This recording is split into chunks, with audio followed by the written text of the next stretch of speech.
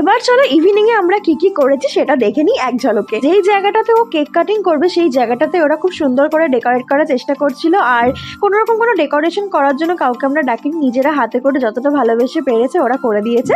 তারপরে দেখো ভাইরা গিয়ে কেক নিয়ে এসেছিলো, কেক অনেক কটা ওর কেক ছিল এবার কাটিং করার, আর কাল রাত থেকে অনেক কটা কেক কেটেছে, এই নিয়ে প্রায় 5-6টা কেকও কেটেই ফেলেছে। এখানে 3টে কেক রাখা ছিল, আর এখানে যারা দেখছো এরা হচ্ছে ওর একদম ছোট্টবেলার স্কুলের বান্ধবীরা। তারপর ফাইনাল ডেকোরেশন হওয়ার পর ওকে বললাম চল এবার কেকটা কেটে আমাদেরকে কেকটা তাড়াতাড়ি খাওয়া, তুইও খা আমাদেরকেও খাওয়া।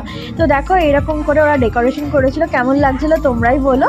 আর এখানে দেখো ও এখন কেক কাটিং করবে, বুসিকেও একটা জামা পরিয়ে সুন্দর করে সাজিয়ে নিয়ে চলে এসেছিল।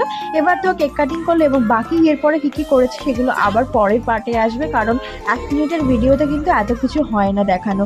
তো পরের পার্টগুলো দেখাবে। এখানে কাকুকে আর কাকিমাকেও ফার্স্টে কেক খাওয়ালো, তারপরে আমাদের দেখা হচ্ছে।